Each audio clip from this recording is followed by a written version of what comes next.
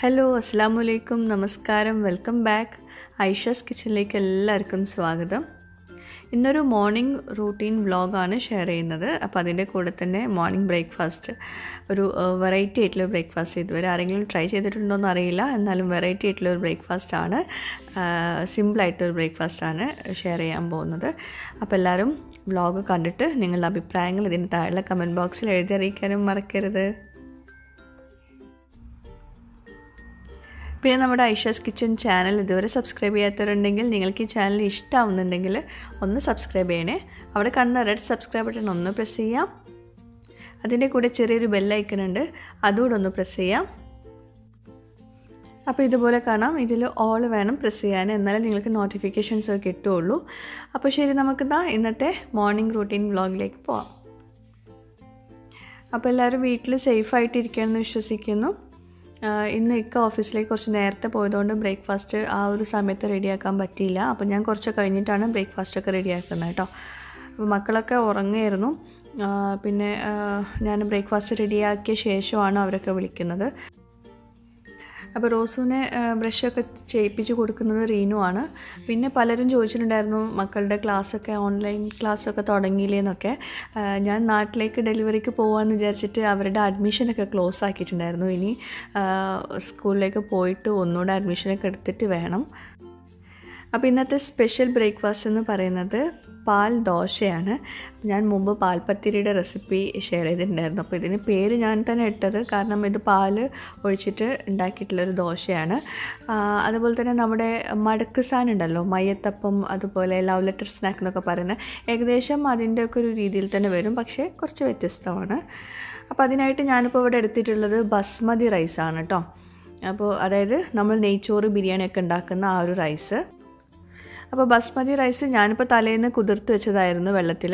അപ്പോൾ നിങ്ങൾക്ക് വേണമെങ്കിൽ പെട്ടെന്ന് റെഡിയാക്കാൻ വേണ്ടിയിട്ടൊരു 3 മണിക്കൂർ അല്ലെങ്കിൽ 4 മണിക്കൂർ ചൂടുവെള്ളത്തിൽ കുതിർത്ത് വെച്ചാലും മതിയാകും. അപ്പോൾ ഇത് നന്നായിട്ട് കുതിർത്ത് വെച്ചിട്ടുള്ള ബസ്മതി റൈസാണ്, 2 കപ്പ് എടുത്തിട്ടുണ്ട്. അപ്പോൾ നമുക്ക് ബ്ലെൻഡറിലേക്ക് ഈ basmati rice 2 cup basmati rice നന്നായിട്ട് കഴുകിയിട്ട് കുതിർത്ത് വെച്ചിട്ടുള്ളത് ഇട്ട് കൊടുക്കാം. വെള്ളമൊക്കെ വാർത്തെടുത്തിട്ട് വേണം ഇട്ട് കൊടുക്കാൻ. അപ്പോൾ സത്യം പറയുകയാണെങ്കിൽ ഞാൻ ഈ ഒരു റെസിപ്പി ട്രൈ ചെയ്യാനുള്ളൊരു കാരണം എന്താണെന്ന് വെച്ചാൽ, ഞാൻ വേറൊരു ബ്രാൻഡ് ബസ്മതി റൈസ് വാങ്ങിച്ചിട്ടുണ്ടായിരുന്നു. പക്ഷേ അതായിട്ട് നെയ്ച്ചോറും ബിരിയാണിയൊന്നും ഒട്ടും ശരിയാവുന്നില്ല. അപ്പോൾ ട്രൈ ചെയ്തിട്ടുള്ളൊരു റെസിപ്പി ആയിരുന്നു കേട്ടോ. അപ്പോൾ ഇതിലേക്ക് ഞാൻ 2 കപ്പ് ബസ്മതി റൈസിലേക്ക് ഞാൻ 2 ചെറിയ മുട്ടയാണ് എടുത്തിട്ടുള്ളത്. അപ്പോൾ 2 വേണമെന്നില്ല, ഒരു മുട്ട എടുത്താലും മതിയാകും. പിന്നെ ഒരു 1/2 ടീസ്പൂണ് മഞ്ഞൾപ്പൊടി ചേർത്ത് കൊടുക്കുന്നുണ്ട്. ഇനി ഇതിലേക്ക് നമുക്ക് തേങ്ങാപ്പാൽ, നല്ല കട്ടിയുള്ള തേങ്ങാപ്പാൽ അല്ലെങ്കിൽ സാദാ പാൽ, ഞാനിപ്പോൾ ഇവിടെ എടുത്തിട്ടുള്ളത് ലോങ് ലൈഫ് മിൽക്കാണ്. ഒരു 2 കപ്പ് വേണം. പക്ഷെ നമുക്ക് അരി അരച്ചെടുക്കാനുള്ള വെള്ളത്തിന് പകരമുള്ള പാൽ മാത്രം ഒഴിച്ചു കൊടുക്കുക കേട്ടോ, അല്ലെങ്കിൽ അരി നന്നായിട്ട് അരഞ്ഞ് കിട്ടില്ല. അപ്പോൾ ആവശ്യത്തിനുള്ള പാൽ ഒഴിച്ചിട്ട് നന്നായിട്ട് അരച്ചെടുക്കണം. എന്നിട്ട് ബാക്കിയുള്ള പാൽ നമുക്ക് ഒഴിച്ചു കൊടുക്കാം. അപ്പോൾ നല്ല പരുവത്തിൽ അരച്ചെടുത്തിട്ടുണ്ട്. ഇനി അതിലേക്ക് നമുക്ക് ആവശ്യത്തിനുള്ള ഉപ്പ് ചേർത്ത് കൊടുക്കാം. അപ്പോൾ 2 കപ്പ് ബസ്മതി റൈസിലേക്ക് 2 മുട്ട ചേർത്തിട്ടുണ്ട്, 2 കപ്പ് പാലാണ് ചേർത്തിട്ടുള്ളത്. നിങ്ങൾ പാക്കറ്റ് പാൽ യൂസ് ചെയ്യാം, അല്ലെങ്കിൽ തിളപ്പിക്കാത്ത പാൽ യൂസ് ചെയ്യരുത് കേട്ടോ, അത് യൂസ് ചെയ്യാം. ഞാൻ ബാക്കിയുള്ള ഒരു 1/2 കപ്പും കൂടി ഒഴിച്ചു കൊടുക്കുന്നുണ്ട്. അപ്പോൾ നമ്മുടെ ബാറ്റർ ഇതുപോലെ ആവണം, വല്ലാണ്ട് കട്ടി പാടില്ല, എന്നാൽ വല്ലാണ്ട് ആവാനും പാടില്ല. അപ്പോൾ ഇനി നമുക്ക് ഈ പാൽ ദോശ എങ്ങനെ റെഡിയാക്കി എടുക്കാൻ നോക്കാം. അപ്പോൾ അതിലേക്ക് നമുക്കൊരു സ്റ്റഫിങ് വേണം, അതായത് ഒരു ഫില്ലിങ് വേണം. അതായത് നമുക്ക് ഈ ഒരു ദോശ കഴിക്കുന്ന നമ്മൾ കറിയൊന്നും കൂട്ടിയിട്ടൊന്നുമല്ല. അപ്പം ഇങ്ങനെ ഒരു സ്റ്റഫിങ് വെച്ചിട്ടാണ്. അപ്പോൾ അതിങ്ങനെ നോക്കാം. ഒരു പാന് ചൂടാക്കിയിട്ട് അതിലേക്ക് ഞാൻ കുറച്ച് തേങ്ങ ചേർത്ത് കൊടുക്കുന്നുണ്ട്, പിന്നെ കുറച്ച് പഞ്ചസാര, അത് മാത്രം മതിയാകും. ഒരു മിനിറ്റ് ഒന്ന് ചൂടാക്കി എടുത്താൽ മതി, വല്ലാണ്ട് ഡ്രൈ ആക്കി എടുക്കണ്ട. അപ്പം തേങ്ങ ചിരവിയതും പഞ്ചസാരയും കൂടി ഒന്ന് മിക്സ് ചെയ്തെടുക്കുക. നമ്മുടെ ടേസ്റ്റിനനുസരിച്ച് വേണം പഞ്ചസാര ചേർത്ത് കൊടുക്കാൻ. കൂടുതൽ മധുരം ഇഷ്ടമുള്ളവർക്ക് കൂടുതൽ പഞ്ചസാര ചേർത്ത് കൊടുക്കാം. അപ്പോൾ നല്ല സോഫ്റ്റായിട്ടാണ് വന്നിട്ടുള്ളത്. ഇത് വല്ലാണ്ട് ഡ്രൈ ആക്കി എടുക്കരുത് കേട്ടോ, കുറച്ച് സോഫ്റ്റായിട്ട് തന്നെ വേണം, എന്നാലേ കുട്ടികൾക്കൊക്കെ കഴിക്കുമ്പോൾ നല്ല ടേസ്റ്റ് ഉണ്ടാവുള്ളൂ. അപ്പോൾ ഞാൻ ഒന്ന് ചൂടാക്കി എടുക്കും വേണം, അത്യാവശ്യം ചൂടാവും വേണം കേട്ടോ. ഒട്ടും ചൂടാവാണ്ടിരുന്നാൽ തേങ്ങയുടെ ആ ഒരു ടേസ്റ്റ് വരും. അപ്പോൾ നമ്മുടെ ഫില്ലിങ് റെഡി ആയിട്ടുണ്ട്. ഇനി നമുക്ക് ദോശമാവ് കുറച്ചുകൂടെ വെള്ളം ഒഴിച്ചു കൊടുക്കുക. കാരണം വല്ലാണ്ട് കട്ടിയായിട്ടുണ്ടെങ്കിൽ നമുക്ക് ദോശ കഴിക്കുമ്പോൾ ഭയങ്കര കട്ടിയായി പോകും. നമുക്ക് കുറച്ചൊരു ലൂസിൽ ആക്കി കൊടുക്കുക. അപ്പോൾ ഞാനൊരു 2 കപ്പ് പാലും ഒരു 1/4 കപ്പ് വെള്ളവും ഒഴിച്ചു കൊടുത്തിട്ടുണ്ടാവും ബാറ്ററിലേക്ക്. ഇനി ഒരു നോൺ സ്റ്റിക്കിൻ്റെ ഫ്രൈങ് പാൻ ചൂടാക്കിയെടുക്കാം. ഞാനിപ്പോൾ നീർദോശ തയ്യാറാക്കുന്ന ആ ഒരു പാനാണ്, ഫ്രൈങ് പാനാണ് എടുത്തിട്ടുള്ളത്.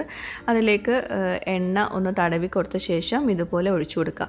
പിന്നെ ഒഴിച്ചു കൊടുത്ത പടന്നെ വേഗം ചുറ്റിച്ചെടുക്കണം. കാരണം നമ്മൾക്കിത് ഒരു ഭാഗം മാത്രം കട്ടിയായിട്ട് കിട്ടാൻ പാടില്ല. അപ്പോൾ പെട്ടെന്ന് തന്നെ ചുറ്റിച്ചെടുക്കുക. എന്നിട്ട് അപ്പം തന്നെ അതിൻ്റെ ഒരു സൈഡിൽ ഒരു വശത്ത് മാത്രം ഇതുപോലെ നമ്മളിപ്പോൾ തേങ്ങയുടെ ഫില്ലിങ് റെഡിയാക്കിയല്ലോ, അത് ആ ഒരു വശത്ത് മാത്രം ഇട്ട് കൊടുക്കുക, മൊത്തത്തിൽ ഇട്ട് കൊടുക്കണ്ട.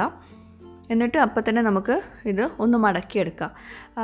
പിന്നെ ഈ ഒരു ദോശ പെട്ടെന്ന് റെഡിയാവുന്ന ദോശയാണ്. ഒരുപാട് നേരമൊന്നും വെക്കേണ്ട. അടിഭാഗം കരിഞ്ഞൊന്നും മീൻസ് അടിഭാഗം ഭയങ്കര ക്രിസ്പാവുന്ന വരെ ഒന്നും വെയിറ്റ് ചെയ്യരുത്. പെട്ടെന്ന് തന്നെ ഇത് മടക്കിയെടുക്കും വേണം കേട്ടോ.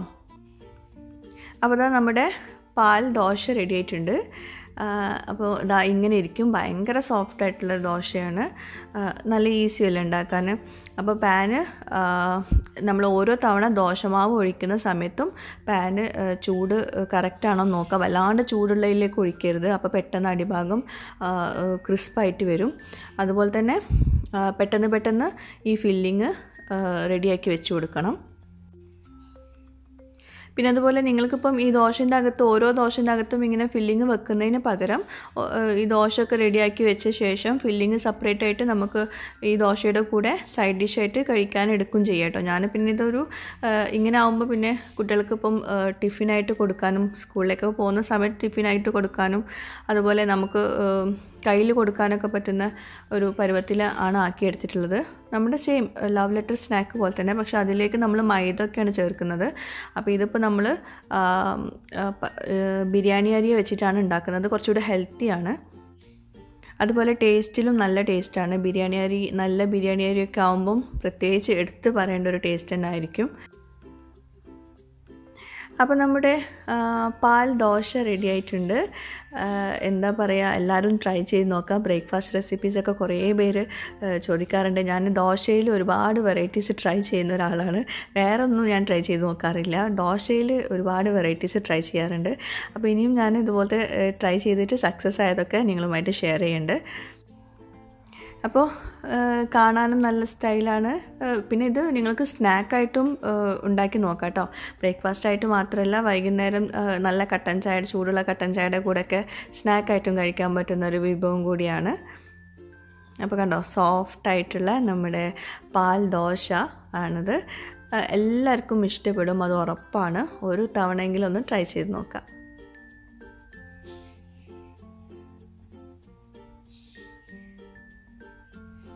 അപ്പോൾ ഇങ്ങനെ ആവുമ്പം നമുക്ക് കുട്ടികൾക്ക് സൈഡ് ഡിഷ് വെച്ച് കൊടുക്കാനോ അങ്ങനത്തെ പ്രശ്നങ്ങളൊന്നുമില്ല.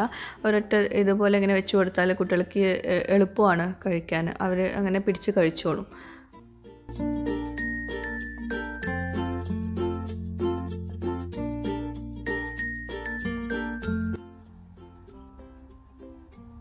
പിന്നെ ആ ഒരു മഞ്ഞൾപ്പൊടി ചേർത്തുകൊണ്ടാണ് ആ ഒരു മഞ്ഞ കളർ കിട്ടിയിട്ടുള്ളത്.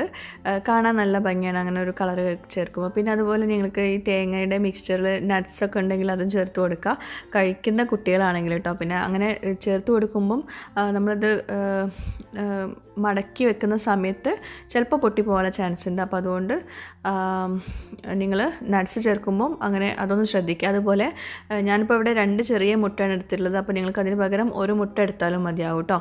ഒരു മുട്ട വെച്ചിട്ടും ഈ ഒരു റെസിപ്പി ട്രൈ ചെയ്ത് നോക്കാം.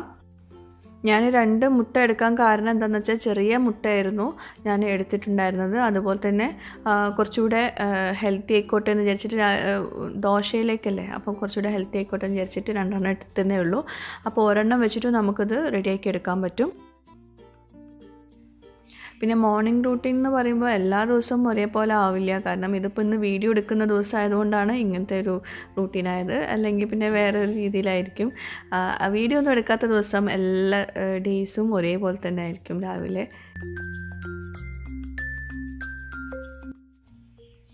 അപ്പോൾ എപ്പോഴും പറയുന്ന പോലെ നിങ്ങൾക്ക് വീഡിയോ കണ്ടിട്ട് ഇഷ്ടമായിട്ടുണ്ടെങ്കിൽ ചാനൽ സബ്സ്ക്രൈബ് ചെയ്യാൻ മറക്കരുത്. അതുപോലെ നിങ്ങളെ ഫ്രണ്ട്സുമായിട്ടും ഈ ഒരു റെസിപ്പി ഷെയർ ചെയ്യാനും മറക്കരുത് കേട്ടോ, വാട്സപ്പിലൂടെയും ഫേസ്ബുക്കിലൂടെയൊക്കെ.